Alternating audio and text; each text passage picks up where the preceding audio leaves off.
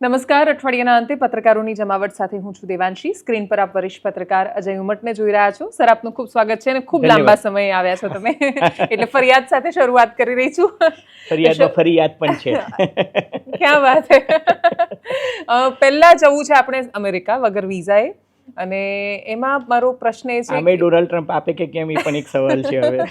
કારણ કે બધાના બાર સોશિયલ દેશ મીડિયા તો બંધ કરી દીધા છે. 12 દેશો બંધ કર્યા ના, પણ હવે ઇન્ડિયામાં ને બધામાં એ જુએ છે કે એનો સોશિયલ મીડિયા પ્રોફાઇલ કેવો છે, are you in favour of Donald Trump or not, એ બધું જોવાય છે અત્યારે. તમારો સોશિયલ મીડિયા પ્રોફાઇલ ચેક કરે છે અને છેલ્લા 6 મહિનામાં તમે શું પોસ્ટ લખી એ બધું જ અમેરિકામાં અત્યારે ચેક કરવામાં આવે છે. એટલે તમારા ટ્વિટર, તમારા ફેસબુક, તમારા ઇન્સ્ટાગ્રામ અકાઉન્ટ પર તમે અમેરિકા તરફી, અમેરિકા વિરોધી, પેલેસ્ટાઇન તરફી, ઇઝરાયલ વિરોધી, યુક્રેન તરફી, રશિયા વિરોધી, ટ્રમ્પ વિરોધી શું લખ્યું એ બધું જ ચેક કરવામાં આવે છે, and then you will be given entry. એટલે બી કેરફુલ.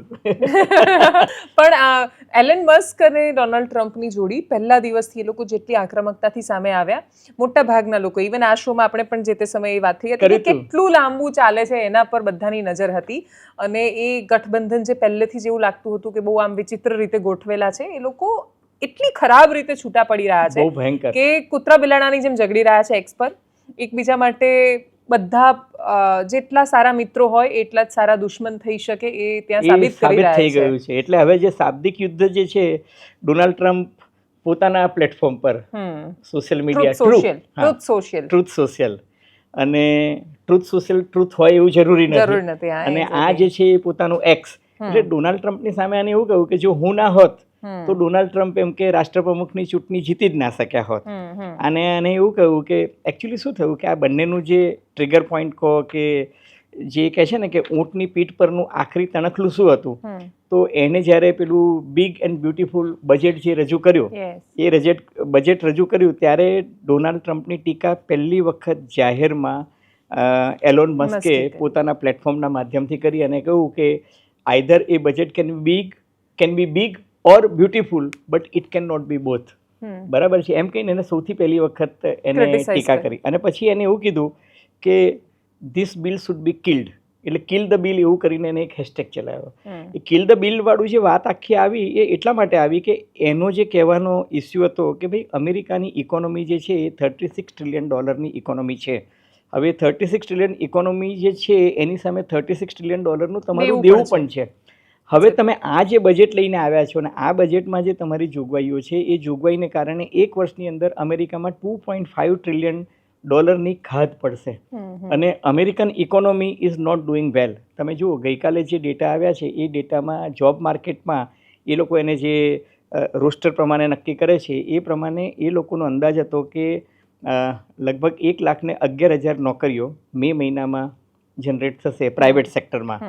એની જગ્યાએ માત્ર 37,000 જોબ્સ જે છે એ જનરેટ થઈ. એટલે ઓલમોસ્ટ 37,000 મલ્ટીપ્લાય બાય તમે 3 કરો એટલે 1/3, 1,11,000ના ત્રીજો ભાગ 37,000, એટલે 1/3 જોબ જ જે છે એ જનરેટ થઈ. એને એ લોકો શું કહે છે આર ફેક્ટર. એટલે રિસેશન એટલે કે મંદીની શરૂઆત જે છે એના માટેના જે પરિબળો જે છે એમાંનું આ પણ એક પરિબળ છે કે જોબ માર્કેટમાં જોબ ઓપોર્ચ્યુનિટીઝ જે છે એ ઘટીને 1/3 થઈ ગઈ છે. બીજું, અમેરિકાનું ઇન્ફ્લેશન જે છે એ વધી રહ્યું છે. ડોલર તમે પેરામીટર તરીકે જુઓ તો જો બાઇડન વખતે ડોલર જે છે ને એ ડોલર ઇન્ડેક્સની વાત કરું છું તો 120 પહોંચી ગયો હતો, પછી ઘટ્યો. પછી ડોનાલ્ડ ટ્રમ્પ જ્યારે રાષ્ટ્રપ્રમુખ તરીકે શપથ લેતા હતા 20મી જાન્યુઆરીએ ત્યારે $112 હતો. અને એને કારણે જ્યારે ડોલર ઇન્ડેક્સ હાઈ હોય તો આપણો રૂપિયો બિચારો ઘસાય. આજે તમે જુઓ કે આપણો રૂપિયો સુધરી રહ્યો છે. એનું મુખ્ય કારણ એ છે કે ડોલર ઇન્ડેક્સ જે છે અત્યારે 98 પર આવી ગયો છે. ધેટ મીન્સ કે અમેરિકન ડોલર જે છે ઇટ ઇઝ વીકનિંગ. ત્રીજું મહત્વની વસ્તુ એ છે કે આ જે હમણાં ભારત અને પાકિસ્તાન વચ્ચે જે ઘટનાક્રમ બન્યો, ઓપરેશન સિંદૂર ને એ બધું, એ પછી વિશ્વ જે છે એ ઉડીને આંખે વળગે એ રીતના 2 ધરીમાં વહેંચાઈ ગયું છે. અને એમાં ચાઇના એન્ડ રશિયા, આ બંને જે છે એ અમેરિકાને સહેજ પણ ગાંઠવા કે નમતું જોખવા માટે તૈયાર નથી. તમને જો યાદ હોય તો ગઈકાલે ડોનાલ્ડ ટ્રમ્પે પોતાના સોશિયલ મીડિયા પ્લેટફોર્મ પર લખ્યું હતું કે it is very difficult to negotiate with mister C Jinping. બરાબર છે. એનો અર્થ કે ચીન અને અમેરિકા વચ્ચે જે નેગોશિએશન થવાના હતા એ થયા નથી. હવે ચીન જે છે ને ઇઝ વેરી સ્માર્ટ. એને ખબર છે કે ડોનાલ્ડ ટ્રમ્પે જે કંઈ ટેરિફ નાખ્યા છે એને અમેરિકન કોર્ટ્સ જે છે એ સપોર્ટ નથી કરવાની. એટલે ડોનાલ્ડ ટ્રમ્પે છે ને એક સાથે ઘણા બધા મોરચા ખોલી નાખ્યા અને એમાં જે એલોન મસ્કનો મોરચો જે છે ને એ અને અમેરિકાની જે ઘર આંગણે અદાલતો છે એનો મોરચો એને સૌથી ભારે પડવાનો છે, કારણ કે અમેરિકન અદાલતે ઇન્ટરનેશનલ કોર્ટ ઓફ ટ્રેડ જેને કહે છે એને એવું કીધું છે કે ભાઈ તમે આ જે પ્રોવિઝન અન્વયે તમે આ દુનિયાના બધા દેશો પર જે ટેરિફ નાખો છો એ ટેરિફ એમ કે તદ્દન ગેરકાયદે છે અને ગેરબંધારણીય છે. આ જે છે ને international emergency economic power act IIEPA જેને કહે છે એ 1970નો એક્ટ છે. એ તમે ક્યારે વાપરી શકો? એ અસામાન્ય અને અસાધારણ સંજોગો હોય ત્યારે તમે દાખલા તરીકે રશિયા સાથે તમારી યુદ્ધ જેવી સ્થિતિ નથી પણ યુક્રેનને તમે સપોર્ટ કરો છો રશિયા સામેના યુદ્ધમાં, નાટોના મુદ્દે તમે સપોર્ટ કરો છો યુક્રેનને, અને ત્યારે જે 3 કન્ડિશન્સ એમાં લખેલી છે. એક કે જ્યારે અમેરિકા પર યુદ્ધના વાદળ છવાયેલા હોય, બીજું અમેરિકાની આર્થિક કન્ડિશન જે છે એ થોડીક ચિંતાજનક હોય, અને ત્રીજું કારણ એ છે કે અમેરિકાની વિદેશ નીતિને અનુકૂળ હોય અથવા તો જરૂરિયાત હોય એવા સંજોગોમાં તમે સેન્ક્શન નાખી શકો અને સેન્ક્શન રૂપે તમે ટેરિફ જે છે એ વધારી શકો. દાખલા તરીકે તમે ઈરાન સામે કરી શકો, તમે નોર્થ કોરિયા સામે કરી શકો, તમે રશિયા સામે કરી શકો, કારણ કે આ દેશો એવા છે કે જેની સામે તમે ઈરાન સામે વાંધો છે કે ન્યુક્લિયર પાવર ડેવલપ કરી રહ્યું છે, નોર્થ કોરિયા સામે વાંધો છે કે રશિયા સાથે રહીને અમેરિકા સામે બેલિસ્ટિક મિસાઇલ ને બધું ડેવલપ કરી રહ્યું છે, રશિયા સામે તમને શીત યુદ્ધથી વાંધો છે, તો આ સંજોગોમાં કરી શકો. પણ તમે ચીન છે કે ભારત છે કે બધા હું કેનેડાની સામે 25% નાખીશ અને બીજું કે કેનેડાનો દેશ 51મું રાજ્ય બનાવી દઈશ. હા, એટલે હવે છે ને એ એના માટે અમેરિકામાં અત્યારે એક શબ્દ ચાલ્યો છે ટેકો, એટલે Trump announces and then chicken out, TACO, એટલે કે હી અનાઉન્સીસ એટલે પહેલા દિવસે શું જાહેર કરે કે બિગ લિબરલ ડે 2 એપ્રિલ આટલું કર્યું, 90 દિવસો સામે કર્યું, અને પછી કે ઓકે હવે પોસ્ટ ફોર 90 ડેઝ, પછી કે કેનેડા અને મેક્સિકો સામે કર્યું, પછી કે પોસ્ટ ફોર 1 મંથ. આવું ના હોય. અમેરિકી રાષ્ટ્રપ્રમુખે એક જવાબદારીપૂર્વક ડિસિઝન લેવું પડે. એટલે એલોન મસ્ક સામે જે ઊંટની પીઠ પરનું આખરી તણખલું કહું છું ને એ આ હતું. એને એવું કીધું કે આ બજેટ જે છે એ તમે છેક છેલ્લી મિનિટ તમે બિગ બ્યુટીફુલ કરીને લાવ્યા અને તમે કોઈને વાંચવાનો સમય નથી આપ્યો, તમે કોઈને you didn't give time anybody to ponder about it, અને તમે સીધું જાહેર કરી દીધું આ હું મંજૂર નથી. પણ આમાં તો એટલે જે ટ્રમ્પ સામે મસ્ક માટે કહી રહ્યા છે કે ભાઈ હું તમારી ઇલેક્ટ્રિક કાર કમ્પલસરી નથી રાખતો અથવા તમારા બિઝનેસમાં ફાયદો નથી કરાવતો. હવે શું થયું છે કે બંને જે છે ને એ પેલા કમરપટ્ટાથી લડતા હતા ત્યાં સુધી બરાબર હતું કે શાબ્દિક યુદ્ધ હતું, પણ હવે એને એવું કીધું કે બજેટમાં કે જો સૌથી મોટી બચત કરવી હોય તો કે I can save billions and billions $. જો એમ કે એલોન મસ્કનો એમ કે આ પ્રોજેક્ટ જે છે એને એમ કે અમેરિકન સરકાર કે સબસિડી આપવાની બંધ કરી દે તો એમ કે $બિલિયન બચી જાય. હવે પેલાએ તો તરત બીજી મિનિટે જાહેરાત કરી નાખ્યું કે ચલો તો હું ઓપરેશન ડ્રેગન જે છે એને ડીકમિશન કરી નાખું છું. હવે એ જો કરે તો દેવાંશી તમે સમજો કે અમેરિકાનો જે આખો જે આ પ્રોજેક્ટ જે છે ને આ તમે સુનિતા વિલિયમ્સ અને આ જે અવકાશમાં 9 મહિના સુધી ફસાયા હતા એ તો સ્પેસ એક્સ હતું, એ એને લઈને આવ્યું ને. જ્યારે જો બાઇડનના ટાઈમમાં એ લોકો નહોતા લઈ શક્યા, સ્પેસ એક્સ જે છે એ લઈને આવ્યો. હવે ડ્રેગન જે છે જો કે સદનસીબે અત્યારે હું આવતો હતો ત્યારે સદબુદ્ધિ સૂજી છે અને પેલા એ રિકન્સિડર કરવાનું કહ્યું છે અને એને એવું કીધું કે ઓકે વિઝડમ વિલ પ્રિવેલ, એટલે અત્યારે એને ડ્રેગનવાળો પ્રોજેક્ટ જે છે એ ચાલુ રાખવાની વાત કરી છે. પણ એને જે બીજો બોમ્બસેલ નાખ્યો છે ને એ બહુ ખતરનાક બોમ્બસેલ નાખ્યો છે. અને આને એલોન મસ્કે અને એને પેલી સેક્સ સ્કેન્ડલવાળી વાત જે છે એ બહાર લઈને આવ્યો છે. એ છે ને જેફરી એપ્સ્ટેઇન કરીને અમેરિકાનો બહુ જ વગદાર અને ધનાઢ્ય માણસ હતો, એની સાથેની જે વિડીયો ક્લિપ જે છે એ વિડીયો ક્લિપ જે છે 1992ની છે. એમાં ડોનાલ્ડ ટ્રમ્પ અને આ બધા જે છે એ પાર્ટીમાં મસ્તી કરતા દેખાય છે છોકરીઓ સાથે. પણ એ પછી જે થયું એ પછી એવું થયું કે અમેરિકન સોસાયટી છે ને આમ બહુ લિબરલ અને પરમિસિવ સોસાયટી છે, પણ જ્યારે પોતાના નેતાની વાત આવે ત્યારે એ લોકો બહુ ચોખલિયા થઈ જાય છે. એટલે ડોનાલ્ડ ટ્રમ્પનો જે 1992નો જે વિડીયો છે, હવે આજથી આમ જોવા જઈએ તો 33 વર્ષ પહેલાંની વાત છે, પણ એ પછી જે આખી વાત થઈ ને એમાં ડોનાલ્ડ ટ્રમ્પ એક ક્લિપમાં એવું કહે છે, આ બધું કહે છે એટલે કથિત છે પણ એક વિડીયો ક્લિપ જે છે જાહેર થઈ છે, એમાં એવું કહે છે કે I and Epstein, Jeffrey Epstein, we all enjoying partying with good girls, with good women, અને some of them are very young. એ ટાઈપનું એનું આખું સ્ટેટમેન્ટ છે. અને પછી જે છે આ 2019માં જ્યારે આની સામે સેક્સ ટ્રાફિકિંગનો ગુનો દાખલ થયો હતો જેફરી એપ્સ્ટીન સામે, ત્યારે એની સામે જે ગુનો દાખલ થયો ને એમાં એને જેલની અંદર સુસાઇડ કરી લીધો. હવે જેલમાં સુસાઇડ કરી નાખ્યું પછી અમેરિકામાં તો શું છે કે ડીક્લાસિફિકેશન ઓફ ડોક્યુમેન્ટ્સ થાય છે, એટલે એ કેસને લગતા બધા જ ડોક્યુમેન્ટ જે છે એ ડીક્લાસિફિકેશન કરવાની વાત છે. તમે જો જોન એફ કેનેડીનું મર્ડર થયું હતું એના 63,000 કાગળો એ લોકો ડીક્લાસિફાઈ કર્યા છે કે ઇન્વેસ્ટિગેશનમાં શું શું ખુલ્યું હતું, કઈ કઈ થિયરી પર એ લોકો કામ કરતા હતા. એટલે આને એવો બોમ્બ નાખ્યો છે કે let there be a bomb.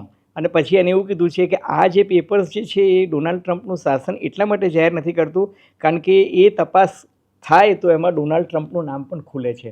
અને એમાં આક્ષેપો એવા છે કે પેડોફાઇલ હતા કે કેમ આ લોકો, જે પેલો જેફરી એપ્સ્ટાઇન હતો એ. અને અમેરિકામાં આ તો ગુનો છે જ, પણ કુંવારિકાઓ અને એમાં પણ કિશોરીઓ સાથેનું જે આ સેક્સ સ્કેન્ડલની જે વાત હતી જેમાં એને એવું કહેવાય છે કે એ વર્જિન આઇલેન્ડમાં જતા હતા પોતાના પ્રાઇવેટ જેટમાં, એ બધી વાતો જે છે ને એ એમની અંદરથી ખુલશે. એટલે આ જે છે એવો સ્પિન આપી દીધો છે કે આ બંનેની લડાઈમાં હવે કયા લેવલે જશે. અને હવે એ લોકો એવું કહે છે કે ડોનાલ્ડ ટ્રમ્પને ઇમ્પીચ કરો અને ડોનાલ્ડ ટ્રમ્પની જગ્યાએ જેડી વાન્સને લઈને આવો. એટલે હવે જે આખો મુદ્દો જે છે તમે જુઓ કે ક્યાં તમે ઇકોનોમીની વાત કરતા હતા, હવે ડેમોક્રેટ્સને એવું લાગે છે કે દુશ્મનનો દુશ્મન એટલે દોસ્ત. એટલે હવે ડેમોક્રેટ છે દે આર ઓલ્સો એક પેલું કહે છે ને ઓલિવ બ્રાન્ચ નાખી રહ્યા છે કે જો એલોન મસ્ક અમારી તરફ આવે તો ઘણા બધા વટાણા વીરી શકે. એટલે અમેરિકામાં અત્યારે જે છે ઘર ફૂટે ઘર જાય જેવી સ્થિતિ થઈ છે. એક છે ને હાઉસ ઓફ કાર્ડ્સ કરીને સિરીઝ છે નેટફ્લિક્સ પર, જેમાં અમેરિકન પોલિટિક્સને હાઇપોથેટિકલી બહુ જ સરસ રીતે આખું સમજાવ્યું છે.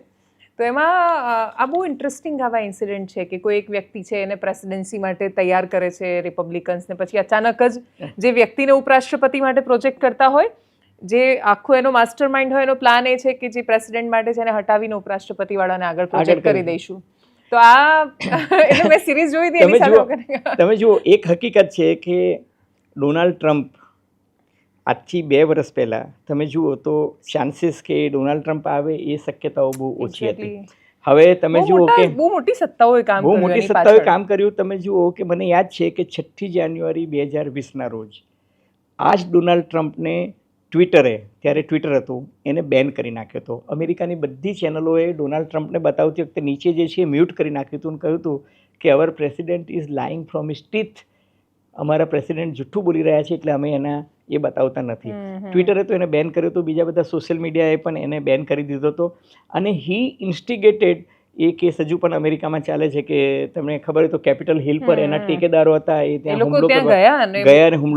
હસ્તાંતરણ બહુ ખરાબ રીતે થયું. જે અમેરિકાના ઇતિહાસમાં પહેલી વખત એવું થયું કે transfer of power was not smooth. સત્તાનું હસ્તાંતરણ તમે જે શબ્દ વાપર્યો બહુ સરસ શબ્દ છે.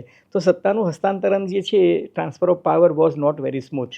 એ પછી તમે જુઓ કે એ રાજકીય અરણ્યવાસમાં જતા રહ્યા હતા, પોલિટિકલ વાઇલ્ડરનેસમાં. પણ પછી આને ટ્વિટર ખરીદ્યું અને ટ્વિટર ખરીદીને એને સૌથી પહેલું જે એનું અકાઉન્ટ ડિસમિસ થઈ ગયું હતું એ અકાઉન્ટ રિવાઇવ કર્યું. અને એને ત્યારે એવું કહ્યું કે I believe in freedom of speech, expression and information, અને એટલે હું ડોનાલ્ડ ટ્રમ્પનું અકાઉન્ટ જે છે રીએક્ટિવેટ કરું છું. અને રીએક્ટિવેટ કર્યું અને પછી ડોનાલ્ડ ટ્રમ્પનો જે આખો કલ્ટ પોલિટિક્સ છે એ શરૂ થયું. અને તમે જુઓ કે એને જબરજસ્ત આર્થિક મદદ કરી આપણા ભાઈ એલોન મસ્કે. અને ત્યારે એને એવું હતું કે ભાઈ હું એક પ્રેસિડેન્ટને બનાવું છું તો પ્રેસિડેન્ટ મને એ મદદ કરશે. એટલે ક્વિડ પ્રો ક્વો જેને અંગ્રેજીમાં કહે છે ને કે ભાઈ મેં આટલી મદદ કરી તો કરશે. હવે આ જે છે તમે જુઓ કે પહેલી સ્પીચમાં એને એવું his Donald Trump, his master voice તો ના બન્યો, પણ થયું શું કે એને જે છે ને માય અમેરિકા ગ્રેટ અમેરિકામાં એને પહેલું કહ્યું કે drill baby drill, drill baby drill. એ તમને ખબર છે ને એનું નામ હતું. હવે એ ડ્રીલ બેબી ડ્રીલ કરે એનો અર્થ એ કે પેટ્રોલ અને ડીઝલ વેહિકલ જે છે એ પ્રમોટ કરે. હવે ગેમ શું છે તમે જુઓ કે ચાઇનાએ શું કર્યું છે અત્યારે રેર મેટલ, અર્થ, ચિપ્સ, સેમિકન્ડક્ટર એ બધા પર કંટ્રોલ કરી નાખ્યો છે. એટલે દુનિયાનું જે ઓટોમોબાઈલ માર્કેટ છે એમાં ચિપ્સ આધારિત જેટલા વેહિકલ જે છે ઇલેક્ટ્રોનિક એના પર એને કાપ મૂકવાની કોશિશ કરી છે. ને ઇલેક્ટ્રોનિક વેહિકલ જે છે ઇલેક્ટ્રિક વેહિકલ એના પર એ લોકો કંટ્રોલ કરી રહ્યા છે. એટલે આને શું કર્યું કે તો હું પેટ્રોલ અને ડીઝલના વેહિકલને પ્રમોટ કરું. હવે ડોનાલ્ડ ટ્રમ્પને કોઈ ક્લાઇમેટ ચેન્જ કે એન્વાયરમેન્ટ કે કોઈ મતલબ નથી. He is hard core capitalist. હવે એલોન મસ્ક એવું કહે છે કે ભાઈ મારું તો આખું જે તંત્ર હતું એ આના પર આધારિત હતું, ઈવી પર આધારિત હતું. હવે ઈવી ટેસ્લા જે છે એનો જનક હોય અને તમે પોલિસીમાં જો ઇલેક્ટ્રિક વ્હીકલને જ પ્રમોટ ન કરવાના હો તો પછી ટેસ્લા તમે જુઓ આજે આ બંને વચ્ચે યુદ્ધ થયું તો ટેસ્લાના શેર જે છે એ 14% ડાઉન થઈ ગયા છે. એટલે આને બી આર્થિક રીતે નુકસાન તો ભયંકર થયું છે એલોન મસ્કને. પણ એલોન મસ્ક છે એટલે એ વિદ્વાન છે અને ઇન્ટેલેક્ચ્યુઅલી બહુ શાર્પ મેઇન મહત્વાકાંક્ષી છે અને એ એ મહત્વાકાંક્ષી તો એવું પણ કહે છે કે હું તો અમેરિકા છોડીને બીજા કોઈ દેશમાં જતો રહીશ. એન્ડ હી ઇઝ, એવું કહેવાય છે અત્યારે કે હી ઇઝ પ્રો ચાઇના. એટલે એ ડોનાલ્ડ ટ્રમ્પને એવું સમજાવતો હતો કે ચાઇના વિરોધી અતિશય એમ કે પેલું કહે છે ને સ્થિતિસ્થાપકતાની હદે તમે તોડી નાખો સંબંધ એવું ના કરો. એટલે મારે એ જ સમજવું છે તમારી સાથે. બહુ આમ ચિત્ર થોડો પ્રશ્ન છે પણ છતાંય તમારા દ્રષ્ટિકોણથી તમને શું લાગે છે કે કયો દેશ અત્યારે આખી દુનિયામાં સૌથી શાર્પ બિહેવિયર કરી રહ્યો છે? ચીન. હે ને? તમે જુઓ કે ચીન જે છે એ અત્યારે સૌથી શાર્પ છે. અને બીજું કે અત્યારે ચીન જે છે ને એ એક મહાસત્તા તરીકે પોતાનું એક એરોગન્સ જે છે એ બતાવી રહ્યું છે. અને બીજું કે ચીન જે છે એ રશિયાને પૂરેપૂરું સમર્થન આપી રહ્યું છે. એ ડોનાલ્ડ ટ્રમ્પને કટ ટુ સાઇઝ કરવા માટે જે કરવું પડે એ બધું જ કરી રહ્યું છે. ચીન જે છે એ પાકિસ્તાનને સપોર્ટ કરી રહ્યું છે. ચીન જે છે એ યુરોપિયન યુનિયનને પણ પરોક્ષ રીતે સપોર્ટ કરી રહ્યું છે. અને ચીન જે છે એ ડી-ડોલરાઇઝેશન તરફ જઈ રહ્યું છે. ડોનાલ્ડ ટ્રમ્પ જે ઘિન્નાય છે એનું મુખ્ય કારણ એ છે કે નાવ they are going for D-dollarisation. ડી-ડોલરાઇઝેશનનો અર્થ એ છે કે અત્યારે દુનિયામાં કશું પણ કોઈ પણ ટ્રાન્ઝેક્શન તમે કરો વિદેશમાં, માની લો કે અહીંયાથી ભારત, તો ડોલરની ઉપર એ થાય છે. પછી એ ક્રૂડ ઓઇલ હોય કે કશું પણ હોય, એ બધું ડોલરમાં ટ્રાન્ઝેક્શન થાય છે. બેંક ઓફ અમેરિકા પૈસા કમાય છે. એટલે કશું પણ થાય, અમેરિકાને તો ઘેર બેઠા ફાયદો જ થાય છે. ચીન માની લો કે ગોલ્ડ ખરીદે લંડનમાંથી તો પણ એને કરન્સી જે ચૂકવવાની આવે છે ડોલરમાં ચૂકવવાની છે. એટલે એ જે છે ને એ ડોલરની જો દાદાગીરી જેને કહે છે, આ લોકો એમની ભાષામાં આપણે ડોલર રિઝર્વ પણ રાખવા પડે ત્યાં બધી જગ્યાએ, અને ત્યાં બોન્ડ પણ લેવા પડે. એટલે આ લોકો એવું કહે છે કે ડોલરની જે દાદાગીરી છે ને એ દૂર કરો. એટલે કાં તો બાર્ટર સિસ્ટમ લાવો અથવા તો અમારી કરન્સીમાં તમે ત્યાં લો, તમારી કરન્સીમાં અમે એકબીજાની કરન્સી જે છે, અથવા તો જેમ યુરોપિયન યુનિયને યુરો કરીને એક કરન્સી કાઢી એમ આ લોકો પણ એક એવી કરન્સી કરે છે. એટલે જ તમે જુઓ કે દુનિયામાં અત્યારે સોનું જે છે એની સૌથી વધારે ડિમાન્ડ છે. ચીન અત્યારે દર મહિને 40 ટન સોનું ગમે ત્યાંથી લઈને ખરીદી રહ્યું છે. 40 ટન સોનું. તમે જુઓ કે સોનાનો ભાવ અને ચાંદીનો ભાવ 1 લાખ રૂપિયાની ઉપર જતો રહ્યો. એ એમને એમ નથી ગયો. જ્યારે દુનિયાની ઇકોનોમી જે છે એમાં રિસેશન આવવાનું હોય ત્યારે તમને એવું લાગે કે જો રિસેશન આવે તો સૌથી સલામત ઇન્સ્ટ્રુમેન્ટ કયું, તો એ ઇન્સ્ટ્રુમેન્ટ અત્યારે ગોલ્ડ છે. અને સિલ્વર જે છે એ ઇન્ડસ્ટ્રીયલાઇઝેશન પોઈન્ટ ઓફ વ્યૂથી સિલ્વર જે છે એ પણ મહત્વનું છે, મેટલ તરીકે પણ મહત્વનું છે અને ઇન્ડસ્ટ્રીયલ ઉપયોગમાં પણ એનો એટલો જ મહત્વનું છે. એટલે સિલ્વર અને ગોલ્ડ આ બંને અત્યારે તમે જુઓ કે 1 લાખની ઉપર છે. ગઈકાલે ગોલ્ડ 1300 રૂપિયા 10 ગ્રામમાં વધ્યું અને ચાંદી જે છે એ 3500 રૂપિયા વધી. કેમ? Only because of this reason. કારણ કે તમે જુઓ કે અમેરિકા જે છે એ ઈચ્છતું હતું કે યુક્રેન અને રશિયા વચ્ચે હું યુદ્ધ વિરામ કરાવી દઈશ. અમેરિકાના પ્રેસિડેન્ટ એટલા બડબોલા અને જુઠ્ઠા સાબિત થયા છે કે એમણે દર બીજા યુદ્ધોમાં પોતે બહુ જ મહાન છે ને પેલા શાંતિને પ્રમોટ કરે છે. યુક્રેનના ઝેલેન્સ્કીએ ગાંઠતા નથી. રશિયા તો સામે જવાબ આપે છે. ચીન ગણતું નથી. ભારત સિવાય મોટા ભાગના લોકો એવા છે કે જે એમને બહુ આમ સ્પષ્ટતા સાથે જવાબ આપી ચૂક્યા છે. એમાં એવું છે કે આ માણસ જે છે ને એ આખા બોલો છે અને બીજું કે બોલ બચ્ચન છે. હા, એક્ઝેક્ટલી. આખા બોલા હોવું તો કેવું કોઈને બોલો છો તમે, બોલ બચ્ચન છે. આ બોલ બચ્ચન, બડબોલા કહો કે બોલ બચ્ચન છે. એટલે આ બોલ બચ્ચન છે ને એ કે મેં આમ કરાવી દીધું, હું આમ I'll do this within 1 week, within 1 day. આ તે એને ચૂંટણી પ્રચાર પહેલા એવું કહેતા હતા કે હું આવીશ એટલે કે 1 વીકમાં એમ કે ઇઝરાયલ અને પેલેસ્ટાઇનનો પ્રોબ્લેમ સોલ્વ કરી નાખીશ, 1 વીકમાં એમ કે બધા યુદ્ધો બંધ કરાવી દઈશ. આ કંઈ ઓછું સ્વિચ ઓન ને સ્વિચ ઓફ છે. હવે એને રિયલાઇઝ થયું કે સત્તા પર બેઠા પછી કે આ કેટલું અઘરું છે, આ કેટલું અઘરું છે. ઝેલેન્સ્કી સાંભળતો નથી, પુતિન તો સાંભળવાની સવાલ જ નથી. ઇઝરાયલ કે જેનું બગલ બચ્ચું છે, ઇઝરાયલ પણ ક્યાં સાંભળે છે? ઇઝરાયલ પણ સાંભળતું નથી. ઇઝરાયલે પણ ગાઝામાં અને પેલેસ્ટાઇનમાં બોમ્બાર્ડિંગ ચાલુ જ રાખ્યું છે. ઈરાન જે છે એ પણ એનું સાંભળતું નથી. નોર્થ કોરિયા એનું સાંભળતું નથી. ચીન તો સવાલ જ નથી આવતો. એટલે હવે એને શું થયું છે કે કરવું શું? એટલે એને હાર્વર્ડ યુનિવર્સિટી પર બોમ્બ નાખ્યો. પછી શરૂઆત તમે જુઓ કે પહેલાં એને મેક્સિકો બોર્ડર જે છે એના પર ઇમરજન્સી ઘોષિત કરી, પછી લોકોને બેડીઓ પહેરાઈને મોકલ્યા. અહીંયા આપણે ત્યાં પણ વિમાનો આવ્યા. હવે એ ત્રણ અઠવાડિયા સુધી એ બધા નાટક ચાલ્યા, હવે એ બંધ થઈ ગયું. પછી એને કહ્યું કે સોશિયલ મીડિયા પર જે એમ કે પેલેસ્ટાઇનની તરફેણ કરશે એ લોકોને કાઢી મૂકીશે, એટલે કોલંબિયા યુનિવર્સિટીના પ્રોજેક્ટ બંધ કર્યા, પછી સ્ટેનફોર્ડ યુનિવર્સિટીના આવ્યો, પછી MIT પર આવ્યું, અત્યારે હાર્વર્ડ યુનિવર્સિટી. અમેરિકામાં આ બધી યુનિવર્સિટીઓ છે ને એ બહુ તાકાતવર યુનિવર્સિટીઝ છે. They are more powerful than many countries, even the government. એટલે એ લોકો કોઈ ગાંઠશે નહીં. અને અમેરિકામાં શું છે, સદનસીબે ત્યાંની અદાલતો જે છે ને બહુ જ ઇન્ડિપેન્ડન્ટ છે. ઇવન તેના માણસો પણ છે, એબ્સોલ્યુટ ફ્રીડમ ઓફ એક્સપ્રેશન છે. ત્યાં ફર્સ્ટ અમેન્ડમેન્ટ આ જ આવે છે કે ફ્રીડમ ઓફ સ્પીચ, એક્સપ્રેશન અને information and freedom of press is absolute. You can say that American president is stupid, he is moron, he is an idiot, and nobody can file a case against you. It is your freedom of speech and expression. That is United States of America. That is the United States of America. એટલે અમેરિકાની beauty એ જ છે ને, એ જ અમેરિકાને અલગ બનાવે છે. પણ સર, એટલે આનાથી હું જો સીધા ભારત પર આવું તો સરખામણી નથી કરી રહી, બહુ જ અલગ છે અને અંતર પણ છે. ડોનાલ્ડ ટ્રમ્પની સરખામણીએ તો ભારતના પ્રધાનમંત્રી ખાસું મેચ્યોર નિવેદન આપે છે અથવા વર્તન કરે છે, પણ છતાંય પ્રશ્ન શું થાય છે કે આપણે જ્યારે ઓપરેશન સિંદૂર અથવા કંઈ પણ થયું તો ભારતમાં પણ જે ડોનાલ્ડ ટ્રમ્પે પોતાના માટે એક આખું અપેક્ષાઓનું વાતાવરણ ઊભું કર્યું હતું કે હું આવતાની સાથે યુદ્ધ બંધ કરાવી દઈશ, આ કરી દઈશ, આ કરી દઈશ, ભારતમાં પણ એ સ્થિતિ થઈ કે ભારતના લોકોને એવું લાગ્યું કે હવે તો આપણા પ્રધાનમંત્રી છે એ મુનીરનું માથું લઈ આવશે અને શરીફ તો અહીંયા બંદી બનીને હશે. અને મીડિયાને પણ એટલો કોન્ફિડન્સ હતો કે લોકો રાત્રે કરાચીએ પહોંચી ગયા, ઇસ્લામાબાદ પણ પહોંચી ગયા, અને બધાને એવું હતું કે હવે તો પાકિસ્તાન ગયું. એ ખોટી અપેક્ષાઓ બહુ જ ખોટી હતી. પણ એ ઊભી કોણે કરી સર? એ છે ને યુદ્ધનો ઉન્માદ જે છે એ જેને ઊભું કર્યું એના માટે મીડિયા પણ જવાબદાર છે, એના માટે બધા જ જવાબદાર છે.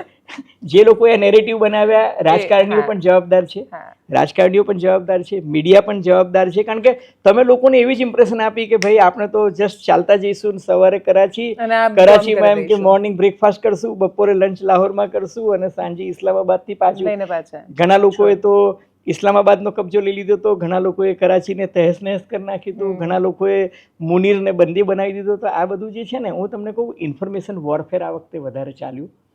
અને ફેક ન્યૂઝ, ડિસઇન્ફોર્મેશન, મિસઇન્ફોર્મેશન, માલ ઇન્ફોર્મેશન, ક્યારેક ચર્ચા થશે ત્યારે આપણે આની વાત કરીશું કે આ બધી પણ અલગ અલગ કેટેગરી છે. અને it was in a way weaponization of WhatsApp.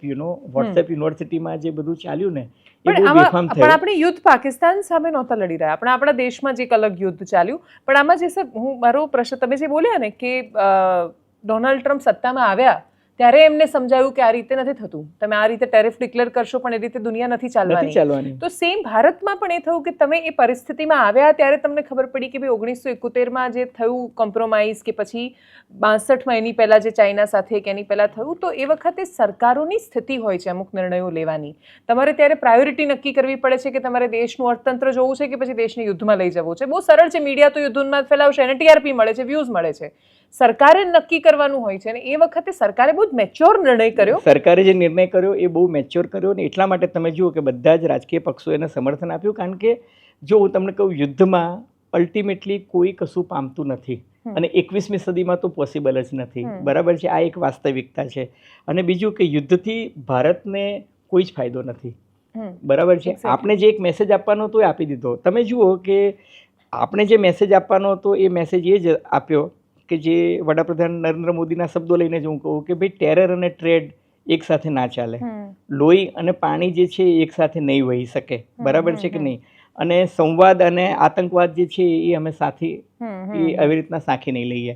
એટલે ભારતનો મેસેજ તો જે દિવસે સર્જિકલ સ્ટ્રાઇક કરીને ત્યારે પણ એ જ હતો કે તમે જુઓ કે એમને શું કીધું કે મને યાદ છે કે રાતના 1:44 જે PIBની પ્રેસ નોટમાં આવ્યું હતું, એમને એવું કહ્યું કે અમે આટલી જગ્યાએ 9 જગ્યાએ ટોટલ 24 જેટલા એટેક જે કંઈ કર્યા છે એ કે સર્જિકલ સ્ટ્રાઇક છે, અને પ્રિસિઝન એટેક જે છે એ માત્ર ત્રાસવાદીઓને આતંકવાદીઓના અડ્ડા પર જ કરવામાં આવ્યા છે. દેશ સામે લડાઈ નથી. એ ભારતનું બહુ સ્પષ્ટ વલણ હતું. એટલે અમારી લડાઈ પાકિસ્તાન સામે નથી. અમે જે હુમલા કર્યા છે એ પાકિસ્તાનના કોઈ પણ સિવિલ સોસાયટી ઉપર નથી કર્યા, માનવ વસાહત પર નથી કર્યા, લશ્કરી થાણાઓ પર કે લશ્કરી છાવણી પર નથી કર્યા, અને પાકિસ્તાનના કોઈ પણ ઇકોનોમિક ઇન્ફ્રાસ્ટ્રક્ચર પર પણ નથી કર્યા. માની લો કે કોઈ તમે એનું પોર્ટ તોડી નાખ્યું કે એવું નથી કર્યું. આપણે આ 24 એટેક જે કર્યા 9 જગ્યાએ તો આપણે ત્યાં પણ કરી શકતા હતા. આપણી આર્મી તો બહુ જ કોમ્પિટન્ટ છે, એમાં તો સક્ષમ છે, એમાં તો કોઈ બેમાં થઈ જ ના શકે, શંકા નથી.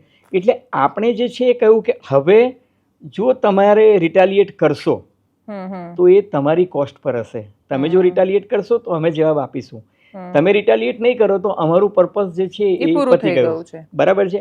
હવે ત્યાર પછી પાકિસ્તાનને જે પ્રેશર આવ્યું કે ના અમારે રિટાલિએટ કરવું છે, કારણ કે પાકિસ્તાનની પ્રજામાં પણ આ ઉન્માદ જે છે એ ત્યાંની પ્રજાને પણ એમને પણ ચૂંટણી જીતવાની હોય અથવા પાકિસ્તાનના જે હુકમરાનો છે એમને પોતાની પ્રજાને ફેસ કરવાની છે, લોન પણ લેવાની છે, ભીખ પણ લેવાની, બહુ બધા એમના રીઝન છે. પાકિસ્તાનમાં શું છે, જો કટ્ટરવાદીઓ છે એ લોકો છે, બીજું ISI છે, ત્રીજું આર્મી છે અને ચોથું ત્યાંની પોલિટિકલ પાર્ટી છે. એ તો બાપડા આ આર્મીના કહેવાથી કટ્ટરવાદીઓના પપેટ છે. એટલે એ લોકોએ તો શું રિટાલિએટ કરવું જ પડ્યું.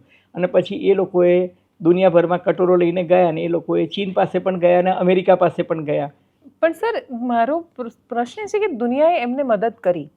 પરમ દિવસે જ ટ્વીટ છે શહેબાઝ શરીફનું અથવા કાલે સવારે કે ભાઈ એમને યુનાઇટેડ નેશન્સે મતલબ બિલ્લીને દૂધના રખોપા આપ્યા. યુનાઇટેડ નેશન્સે એમને પણ એ કમિટીમાં પણ વાઇસ ચેરમેન બનાવ્યા કે જે ટેરરિઝમની સામે લડે છે, જે સેન્ક્શન નક્કી કરે છે, એમાં એમને ચેરમેન બનાવ્યા.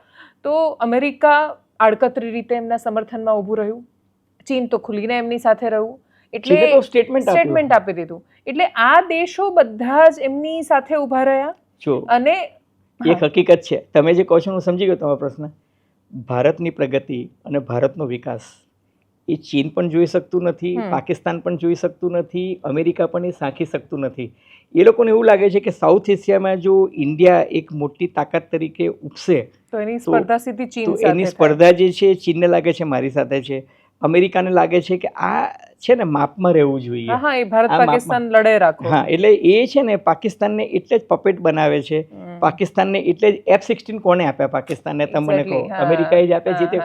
એટલે ભારતને એ લોકો છે ને ચેક એન્ડ બેલેન્સ રાખવા માંગે છે. એટલે ભારતની પ્રગતિ જે છે એ આ દેશો સાંખી શકતા નથી. એટલે જ જ્યારે ભારતના વડાપ્રધાન હોય કે ભારતમાં જે પણ સત્તામાં જે રાજકીય પક્ષો હોય એ લોકોએ બહુ જ ભયંકર બેલેન્સ રાખીને ચાલવું પડે છે. કારણ કે તમે તમારા પડોશીઓ નથી બદલી શકતા.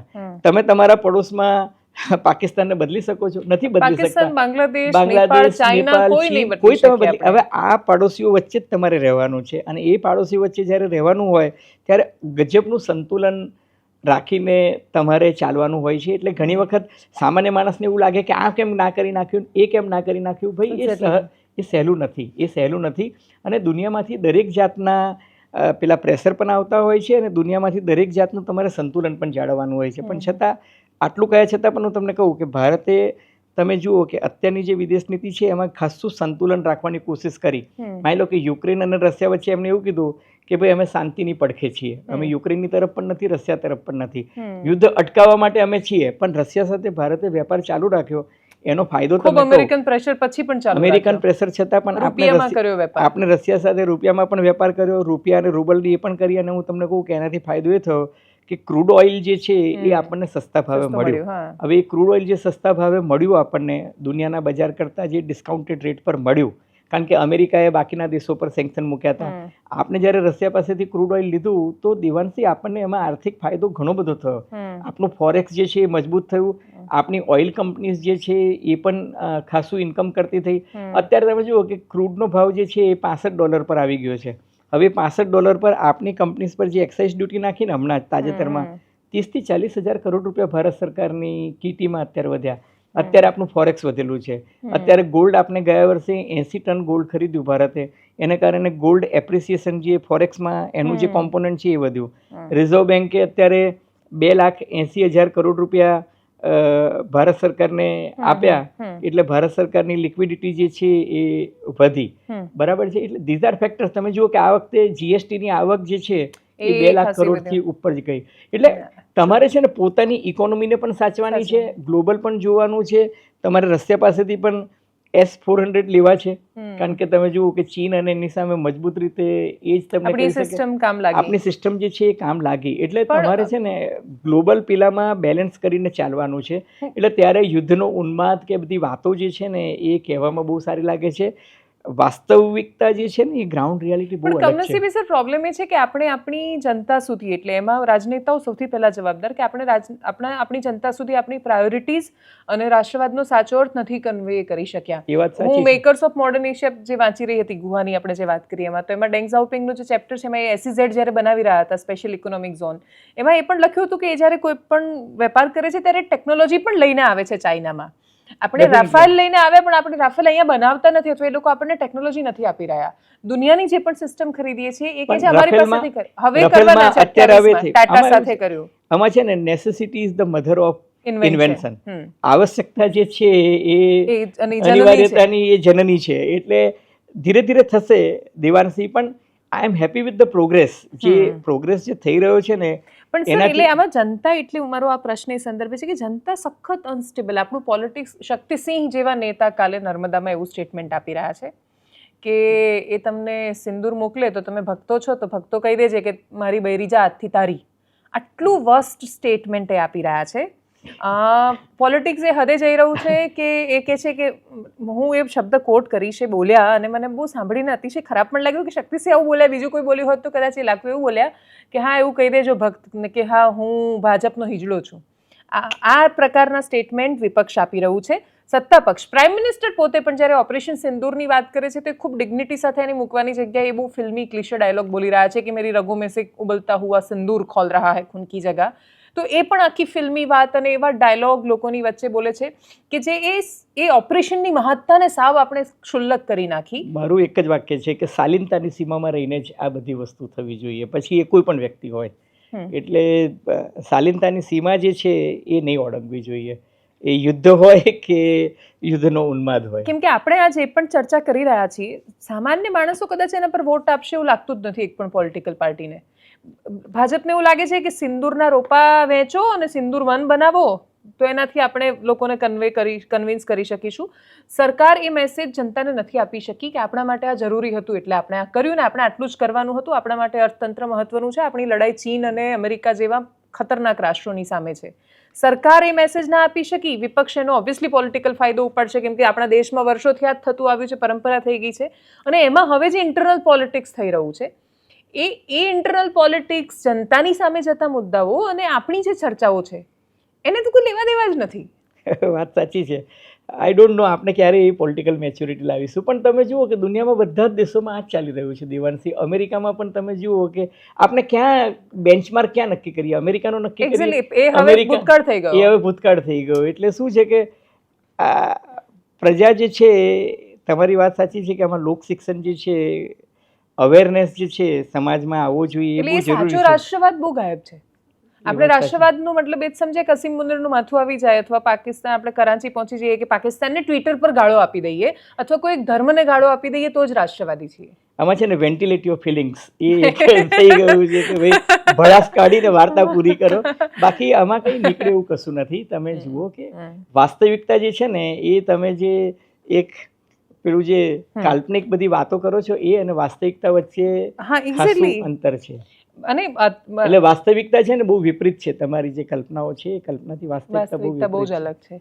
પણ હવે એ સમજાવવા જાઓ તો પણ તમને ક્યારેક લોકોને ગમતું નથી. હા એટલે હા, કેમ કે એ એક અલગ એવા ભ્રમમાં છે. એ માઇન્ડસેટ જે છે ને એવું બની ગયું છે. એ પ્રોગ્રામિંગ જ શરૂઆતથી એવું થયું છે કે આપણે તો આમ કરી નાખીએ ને તે કરી નાખીએ. પોસિબલ નથી. આપણે 21મી સદીમાં જીવી રહ્યા છીએ ને 21મી સદીમાં તો યુદ્ધના પરિમાણ અને પરિણામ બંને તમે જુઓ કે યુક્રેન જેવો દેશ જે છે એ રશિયાની અંદર 1500 થી 2100 કિલોમીટર અંદર જઈ પુલની નીચે બ્લાસ્ટ કરે છે. તમે જુઓ કે દુનિયાનો એ રશિયાએ બનાવેલો સૌથી જૂનો પુલ જે છે એને બ્લાસ્ટ કરી નાખ્યો. એટલે ક્યારેક જે છે એક યુક્રેન જેવો દેશ જે છે એ પણ રશિયાને કેટલો ભારે પડી શકે છે. અને તમે જુઓ કે એને રશિયાની અંદર જઈને રશિયાનું જ ઇન્ટરનેટ વાપરીને રશિયામાં જ મેન્યુફેક્ચરિંગ નહીં પણ એસેમ્બલિંગ કરીને એને ત્યાં ડ્રોન જે છે એ ડ્રોનથી જ રશિયાની એર સ્ટ્રીપ અને રશિયાના એરપ્લેનને બધું ઉડાવી દીધું, ઇન્ફ્રાસ્ટ્રક્ચરને નુકસાન પહોંચાડ્યું. એટલે 21મી સદીની લડાઈ છે ને એ હવે કદાચ આ અત્યારની જે લડાઈ છે એની કરતાં એકદમ અલગ હશે.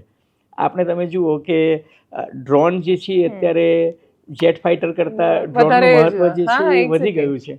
એટલે એ હવે ઇન્ટરનેટ જે છે તમે બદલાઈ ગઈ છે. ઇન્ટરનેટ તમે ઠપ કરી નાખો કોઈ એક દેશનું, તમે સાયબર એટેક કરી નાખશો એટલે યુદ્ધના પરિમાણ જે છે ને હવે બિલકુલ બદલાઈ ગયા છે. એટલે આપણે પહેલાં એવું હતું ને કે મારે તેની તલવાર, એનો આ જમાનો જ નથી રહ્યો. મારે તેની તલવારનો જમાનો જ નથી રહ્યો. તમારી ગમે તેટલી સારી સિસ્ટમ હોય, તમે એનું ઇન્ટરનેટ ઉડાવી દીધું તો એનું પ્રોગ્રામિંગ જ બંધ થઈ ગયું. પ્રોગ્રામિંગ બંધ થઈ ગયું તો એ કશું કરી જ નહીં શકે.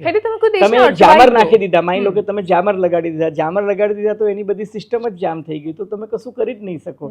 હવે બધું જે છે ને એના પર, એટલે દુનિયામાં છે ને યુદ્ધના આખા પેલા બદલાઈ રહ્યા છે અને ઇન્ફોર્મેશન વોરફેર જે છે એ પણ એનો ભાગ છે. નેરેટિવ વોર ચાલુ થયું છે. અનફોર્ચ્યુનેટલી દેશના નાગરિકો જ્યારે અટવાઈ જાય ત્યારે, અમેરિકા એના નાગરિકોથી મહાન છે. ટ્રમ્પ આવે ને જાય એનાથી કોઈ વિશેષ ફરક એમને એટલે નથી પડતો. એલોન મસ્કે એવું કહ્યું છે ને કે ટ્રમ્પ છે એની પાસે માત્ર હવે 3.5 વર્ષની ટર્મ છે, હું અમેરિકામાં 40 વર્ષ રહેવાનો છું. હા, અને એમણે તો કંઈક કહ્યું છે ને નવી પાર્ટી બનાવવી જોઈએ કે નહીં, મેં વોટ કર્યો એમાં મારે કોઈ લેવા દેવા નથી. તો એ જોવા માટે લોકો શું વોટ કરી રહ્યા છે. 80% લોકોએ એ વાત પર વોટ કર્યો છે કે અમેરિકાને ખરેખર ડેમોક્રેટ્સ અને રિપબ્લિકન્સમાંથી બહાર આવીને ત્રીજી એક તાકાત, ત્રીજા પક્ષની જરૂર છે. એટલે ઇન્ટરેસ્ટિંગ આખી દુનિયામાં થઈ રહ્યું છે. છેલ્લો હજી એક પ્રશ્ન છે સર, ગુજરાતમાં ભાજપ અને કોંગ્રેસના ઇન્ટરનલ પોલિટિક્સ પર. ભારતીય જનતા પાર્ટી પ્રદેશ પ્રમુખ નથી આપી શકી, મંત્રીમંડળમાં આવે છે નથી થઈ રહ્યું, બચુ ખાબડનું રિઝાઇન નથી લઈ શક્યા. જો તમે એમના છોકરાઓને દોષી માનો છો તો એ મંત્રી શું કામ છે? તો અને જો નથી માનતા તો સરકાર એવો દાવો કેવી રીતે કરે કે ભાઈ અમે તો અમારી પાર્ટીવાળાને પણ નથી છોડતા? જો નથી છોડતા તો તમે રિઝાઇન નથી લઈ શક્યા. અરવલ્લીના મંત્રી પર પણ પહેલા આ જ આરોપ લાગ્યા હતા. એક પછી એક ઇન્ટરેસ્ટિંગલી બ્યુરોક્રેસીમાં પણ એ પ્રકારનું જોવા મળી રહ્યું છે કે કોઈ અચાનક દિલ્હીથી પાછું આવે છે, કોઈ આઈપીએસના ઝઘડા ચાલી રહ્યા છે. તો એક બાજુ આ સત્તાની લડાઈ છે, બીજી બાજુ કોંગ્રેસમાં જિગ્નેશ મેવાણી વિરોધ કરે છે, શક્તિસિંહ ગોહિલ પોતે એકદમ લોયલ છે એ સાબિત કરવા માટે મેં જેમ તમને કહ્યું એવા સ્ટેટમેન્ટ આપે છે જેથી એ સાબિત કરી શકે કે હું કેટલો આક્રમક છું. તો આ સ્પર્ધામાં તમે ગુજરાતનું અત્યાર સુધીનું જે આપણે ચિત્ર જોયું છે આખા દેશમાં, જેણે દેશને ઉદાહરણ આપ્યું, એની સામે બહુ બધા પ્રોજેક્ટ્સ એવા છે ઇકોનોમિકલી કે જે ચંદ્રબાબુ નાયડુ સરસ બાર્ગેન કરી જાય છે, તમિલનાડુ લઈ જાય છે. ગુજરાત ટકી શકશે આવનારા વર્ષોમાં જે અત્યાર સુધી? એટલે ટકી શકશે એટલે આપણે તો અદ્ભુત જ છીએ એટલે સરસ જ જઈશું, પણ છતાંય જે પોલિટિકલ વ્હીલ છે એ કેમ ગાયબ દેખાય છે? જો હું તમને કહું, ગુજરાત જે છે ને economically compare to other states, જે ટોપ 5 સ્ટેટ છે એમાં ગુજરાત હંમેશા ટોપ 3માં રહ્યું જ છે. પછી મહારાષ્ટ્ર સાથેની સરખામણી કરો કે તમે ચંદ્રબાબુ સાથે કરો કે તમિલનાડુ સાથે કરો, ગુજરાતનું ઇન્ડસ્ટ્રીયલ ડેવલપમેન્ટ, ગુજરાતનું infrastructure development A compare to other state સારું છે. દાખલા તરીકે તમે જુઓ કે સેમિકન્ડક્ટરનું હબ જે રીતના આપણે ત્યાં બની રહ્યું છે, આપણે ત્યાં ધોલેરા સ્માર્ટ સિટીઝ જે રીતના ડેવલપ થયા છે, દાહોદ જે રીતના ડેવલપ કર્યું છે, ગુજરાતની જીઆઈડીસીસ જે રીતના ડેવલપ થઈ છે, 40% કાર્ગો જે છે એ આપણે અત્યારે કંડલા અને મુન્દ્રા અને આ બધા આપણા પોર્ટ્સ જે છે એ કરી રહ્યા છે. એટલે ગુજરાતની ઇકોનોમી તો હું એવું માનું છું કે અત્યારે ઓટોમોડ પર ઘણી બધી આગળ જતી રહી છે ને એમાં ચોક્કસ કહેવું પડે કે કેન્દ્રમાં મોદી સાહેબ છે, બીજેપી સરકાર છે, એટલે ડબલ એન્જિનનો જો કોઈ સ્ટેટને સૌથી વધારે ફાયદો થયો તો ગુજરાતને મળ્યો છે. અને તમે જુઓ કે ગુજરાતમાં ઇકોનોમિકલ ગ્રોથ જે છે એ બહુ જ સારો છે compare to any other state, એટલે એમાં કોઈ બહેમત નથી. પણ તમે જે મુદ્દા કહો છો ને, દાખલા તરીકે પાર્ટી પોઈન્ટ ઓફ વ્યૂથી બચુ ખાબડમાં પાર્ટીએ મેસેજ આપી દીધો કે ભાઈ એના બંને દીકરાઓ જે છે એ મનરેગામાં કૌભાંડમાં એમ કે સામેલ છે, એટલા માટે એની સામે પોલીસ એક્શન પણ લીધું. એ જેલમાં ગયા, જેલમાંથી જામીન મળ્યા, ફરી પાછી એમની ધરપકડ કરી, એટલે એને બક્ષવામાં નહીં આપી એ મેસેજ આપ્યો. વડાપ્રધાન નરેન્દ્ર મોદી આવ્યા ત્યારે સ્ટેજ પર પણ એમને બેસવા ના દીધા, એમને દૂર રખાયા. એટલે એ મેસેજ ક્લિયર છે. પ્રાયોરિટી જે છે ને દેવાંશી, હું ને તમે માનીએ છીએ કે આ પ્રાયોરિટી છે, એ લોકો માટે આ પ્રાયોરિટી નથી. એ લોકો માટે એ છે કે ભાઈ અમે મેસેજ આપી દીધો ને કે બચુ ખાબડ નથી, બચુ ખાબડ અત્યારે અપેક્ષિત નથી, એવો એક મેસેજ એમને આપ્યો. એટલે બચુ ખાબડ અત્યારે પાર્ટી મિટિંગમાં જતા નથી, બચુ ખાબડ અત્યારે કેબિનેટમાં આવતા નથી, સચિવાલયમાં આવતા નથી. એટલે આમ જોવા જઈએ ને તો હી સીઝ ટુ બી એ મિનિસ્ટર. અત્યારે મંત્રી તરીકે એ નહીં, એમના સ્ટાફમાં પણ અત્યારે કોઈ દેખાતું નથી. એટલે બચુ ખાબડ વર્ચ્યુઅલી એની હાલત આટા વગરના સ્ક્રૂ જેવી છે, એની પાસે કોઈ સત્તા નથી. પણ મને લાગે છે કે પ્રધાનમંડળનું વિસ્તરણ થાય તો પછી જ બચુ ખાબડને ત્યારે વિદાય નક્કી છે, એમાં મને કોઈ બહુ પેલું એ દેખાતું નથી. પણ અત્યારે તમે જુઓ પોલિટિકલ પાર્ટીઝ છે ને એ પોલિટિકલી વિચારે છે, હું ને તમે જે છે એ અલગ રીતે વિચારીએ છીએ. દાખલા તરીકે એમના માટે અત્યારે પ્રાયોરિટી શું છે તો 2 વિધાનસભાની પેટા ચૂંટણી છે, કડી અને વિસાવદર.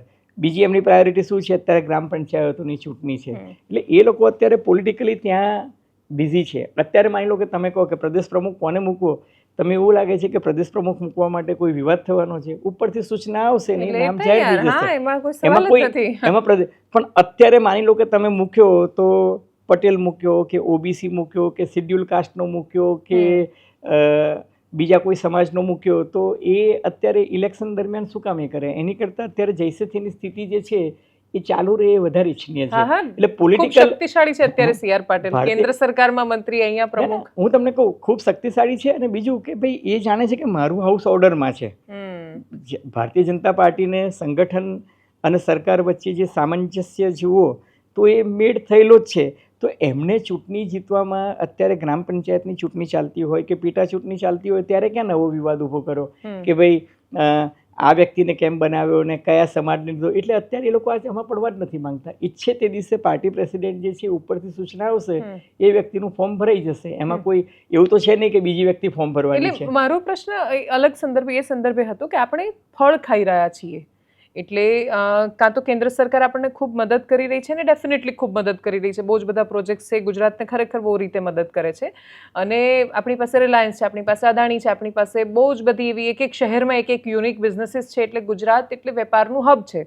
પણ ગુજરાતમાં છેલ્લા કેટલાય સમયથી, એટલે છેલ્લા પાછલા 5-7 વર્ષથી સતત એક ફરિયાદ છે કે બ્યુરોક્રેટ્સ ઓવરપાવર કરી રહ્યા છે. બ્યુરોક્રેટ્સ નિર્ણયોમાં કાં તો બાધારૂપ બની રહ્યા છે ને કાં તો એ મંત્રીઓને ગણતા નથી. બ્યુરોક્રેટ્સનો એવો પર્સપેક્ટિવ હોય છે કે ભાઈ મંત્રી જ ક્યાં એવા આવે છે કે જે અમને દિશા બતાવે અથવા અમને કંઈક શીખવાડે, એટલે એ લોકો લાયક નથી. એનો સંઘર્ષ છે. વિપક્ષ ના જીતવા માંગે છે અથવા જીતવા માંગે છે તો એ કશું કરતા નથી. એ એમનામાં એટલા બધા વ્યસ્ત છે કે વિપક્ષ પણ કશું જ કોઈ કન્સ્ટ્રક્ટિવ ગુજરાતને આપી શક્યું હોય કેટલાય વર્ષોથી, એ વાતને તો બહુ જ લાંબો ઇતિહાસ થઈ ગયો છે. ગુજરાતે આ બધું જ્યારે પેદા કર્યું કે ડેવલપ કર્યું ત્યારે ગુજરાતમાં બ્યુરોક્રેટ્સ પણ બહુ જ અદ્ભુત કોન્ટ્રીબ્યુટ કરી રહ્યા હતા, સત્તા પણ સરસ કરી રહી હતી અને વિપક્ષ પણ કન્સ્ટ્રક્ટિવ ઘણું બધું છે એ પોતાના ફીડબેક કે પછી રચનાત્મક વિરોધ થકી દિશા આપી રહ્યું હતું. આ જે વર્ષો છે, એટલે આજથી 10-15 વર્ષ પછી જ્યારે ફળ ખાવાના હશે તો આપણે તો જૂની સરકારોના કે જૂના કરેલાના ખાઈ રહ્યા છીએ. અત્યારે આપણે શું કરી રહ્યા છીએ? તમે કોંગ્રેસ સરકાર જોઈ છે? ના, નથી જોઈ ને. અત્યારની જે આખી સરકાર છે, આખી જે જનરેશન જે છે, એ જનરેશને માત્ર ને માત્ર ભાજપ સરકાર જ જોઈ છે. પછી એ જિલ્લા પંચાયતમાં હોય, કોર્પોરેશનમાં હોય, વિધાનસભામાં હોય અને ઓલમોસ્ટ તમે જુઓ કે કેન્દ્રમાં પણ અત્યારે ભાજપ સરકાર જ છે. એટલે એ લોકોએ વિપક્ષ શું છે ને એ તો જોયું જ નથી. વિપક્ષ તરીકે ભાજપ જ્યારે વિપક્ષમાં હતો ત્યારે વિપક્ષ તરીકે ભાજપ અત્યંત મજબૂત હતો. મેં ભાજપને વિપક્ષ તરીકે પણ જોયો છે અને મેં કોંગ્રેસને પણ વિપક્ષ તરીકે જોઈ છે. ભાજપ જ્યારે વિપક્ષમાં હતું ત્યારે રોજ એટલા બધા આંદોલનો કરતું હતું, જનતા સાથે જતા હતા, જનતાની વચ્ચે ઊભા રહેતા હતા, લાઠીઓ ખાતા હતા, આ બધું કરતા હતા. એ લોકો રોજ આંદોલનો કરતા હતા. કોંગ્રેસ પાર્ટીમાં કમનસીબી એ દેખાતું જ નથી. બલકે કોંગ્રેસ પાર્ટી એકબીજાના નેતા, તમે જે જિગ્નેશ મેવાણી ને શક્તિસિંહની વાત કરી, નેતાઓ જ અંદર માહે લડી રહ્યા છે. એટલે તમે જુઓ કે એ લોકોની લડાઈ જે છે સરકાર સામે છે. એકચ્યુઅલી એક જમાનામાં મને ખબર છે કે ભાજપમાં તો કોંગ્રેસની સરકાર સામે એક આખી શેડો કેબિનેટ અને શેડો ગવર્મેન્ટ હતી કે ભાઈ સુરેશ મહેતા છે એ આર્થિક વસ્તુનું ધ્યાન આપે, કેશુ બાપા છે એ નર્મદાનો વિભાગ જે છે એ સિંચાઈ નર્મદાનો વિભાગ છે, સિંચાઈ છે, પછી ગ્રામ વિકાસની વાતો છે. તો વિધાનસભામાં જ્યારે બોલવા ઊભા થાય તો કેશુ બાપા જે છે એ નર્મદા, ગ્રામ વિકાસ આના પર બોલે. તો સુરેશ મહેતા જે છે એ સુરેશ મહેતા હંમેશા આર્થિક મુદ્દાઓની વાત કરે, એ લીગલ પોઈન્ટ ઓફ વ્યૂથી વાત કરે, એ એન્વાયરમેન્ટની વાત કરે. જયનારાયણ વ્યાસ ઊભા થાય તો એ હંમેશા ઔદ્યોગિક વિકાસની વાત કરે, જીઆઈડીસીના ડેવલપમેન્ટની વાત કરે, ક્લાઇમેટની વાત કરે. નલિન ભટ્ટ ઊભા થાય તો એ શિક્ષણની વાત કરે, આનંદીબેન ઊભા થાય તો એ શિક્ષણની વાત કરે. આવી રીતના દરેક રેન્જ હતી. અને ત્યારે મને યાદ છે કે નરેન્દ્રભાઈ મોદી જ્યારે ગુજરાતમાં અહીંયા મહામંત્રી તરીકે હતા ત્યારે એ એક પાર્ટીના એક નેતાનું, ધારાસભ્યના પરફોર્મન્સનું રિવ્યૂ કરતા ભાજપ કાર્યાલયમાં બેસીને કે ભાઈ તમે તમારા મત વિસ્તારમાં શું કર્યું, તમારામાં શું. અત્યારે રિવ્યૂ કરવાની સિસ્ટમની બધું વિપક્ષ તરીકે કોંગ્રેસ પાર્ટીમાં તમને જવલ્લે જ જોવા મળે કે તમે તમારા એરિયામાં શું ડેવલપ કર્યું, તમારે ત્યાં મતદાતાઓ. આ તમે જુઓ કે પેજ મેનેજમેન્ટ ને બૂથ મેનેજમેન્ટ, તમે એક જગ્યાએ કાર્યકર્તાઓને તૈયાર કરવાની જે આ એક દિવસમાં નથી થતું. Rome was not built in a day. એમ ભારતીય જનતા પાર્ટી પણ તમે જુઓ કે 30 વર્ષથી લગાતાર સંઘર્ષ કરીને અને પછી એ આ મુકામ પર પહોંચ્યા છે. કોંગ્રેસે ભાજપ પાસેથી આ મુદ્દે ઘણું બધું શીખવા જેવું છે કે ભાઈ સબળ અને સક્ષમ વિપક્ષ કઈ રીતના બનાય.